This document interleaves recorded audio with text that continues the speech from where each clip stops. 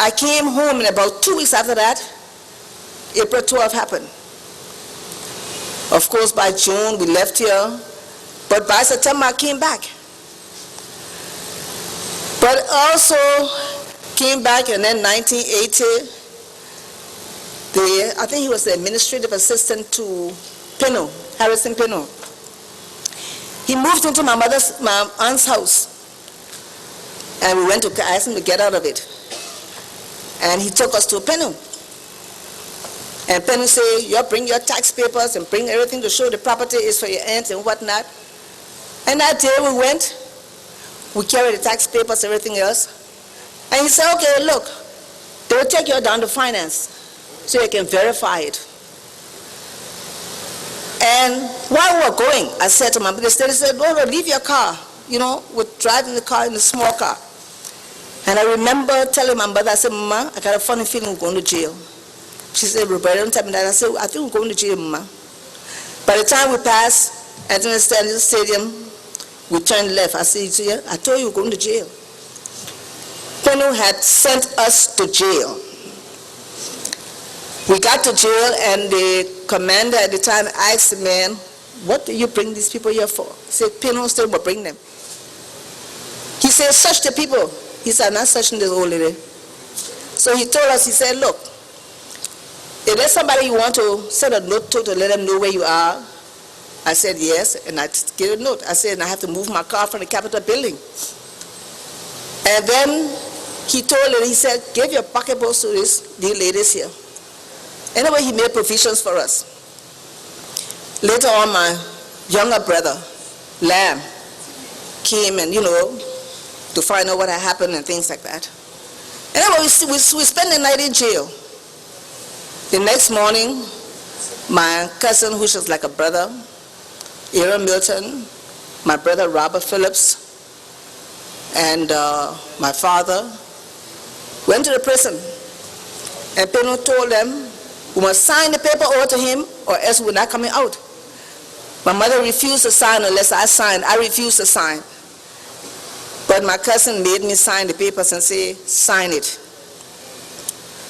That very night, that was the 17th, I think it was the 17th of December, we came out on the 18th. When we went home, as we sat there, people came to say, what happened and whatnot.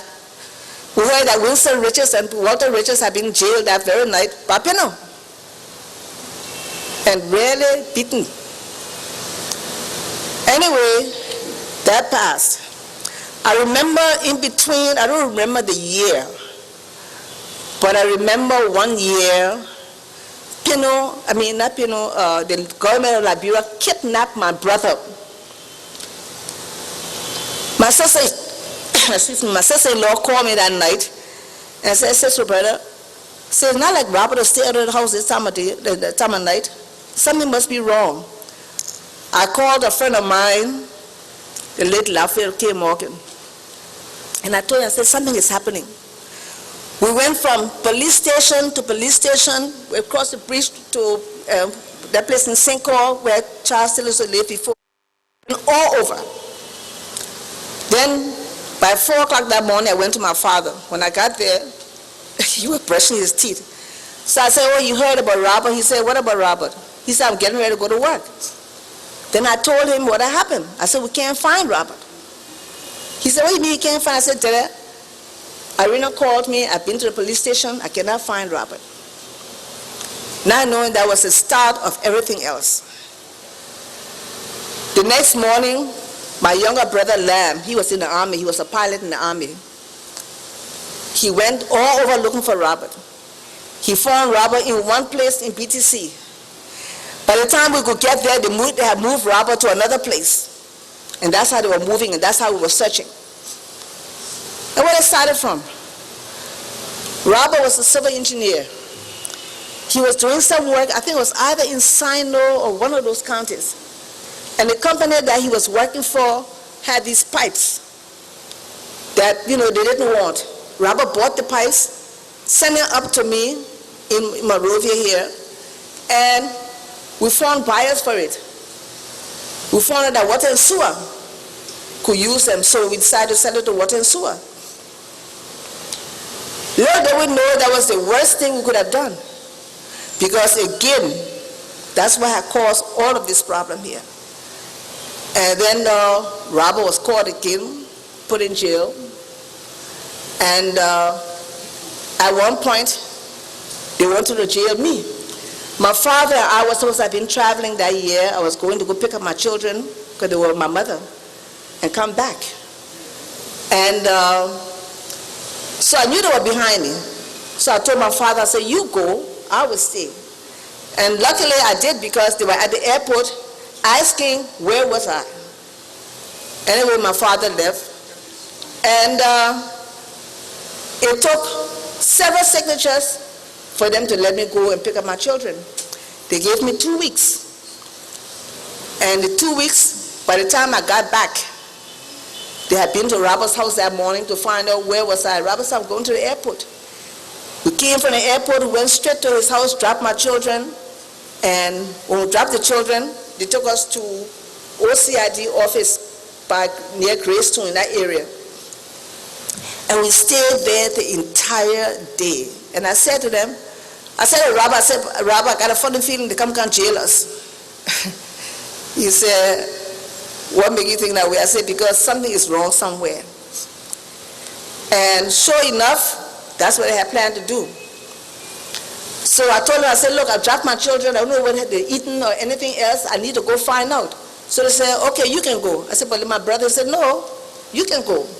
So immediately I went and I went to my uncle, Anson Coleman, and I told him what had happened.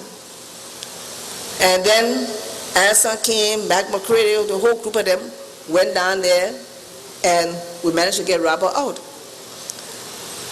But the thing about it is, every single thing went the wrong way. Because at that point, when they finally released Robert that day, after they had kidnapped him, they went and they called, what they put him? Herman Green. No, and the vice president's son, Minnie Green's son, Herman Green. They called all of us down to the place opposite.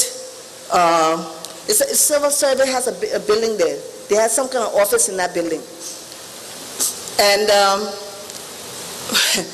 we went there, and then when Pennoh sent for me to arrest me, Mrs. Sarah Bashu said to me, she said, he has a girlfriend upstairs. Let me go and find out what's happening. Then she told me to go. I went. We went where Estrada Bunai used to live long time ago by Bidel Funeral Home in that area. That's where Pennoh was. When I got there, they told me sit down. He never looked in my face. He had his head back. Sarah Bashu came later on. He said, oh, Ma, what happened? And she said, but you finished locking my son up. Now you want to lock my daughter up. He said, me? He said, yeah. I said, well, he said, yeah, my daughter there. When he brought his head down, I think it was at that point that he recognized me, you know. So he said to her, okay, care her. Tomorrow you bring her to the office. So the next morning I went there, and we sat down there. He used to drive a little white Honda. He came, he saw us sitting down, he took off and he left. Went inside. When we went inside, they said, okay, they will release Robert. Herman was sitting down there, Minnie Green was sitting outside. Somebody came outside and pinched her and said, I think they come arrest your son. So she didn't say anything. She went inside, she sat down. When she sat down, the man said in crowd, go grab the other one quick and lock him up. So when the man went to pass, she stopped him. She said, wait. And she said in Sapo, she said that my son, you call him to go arrest? And the man was shocked, you know, that she could speak it. Anyway, after that, they let Herman go.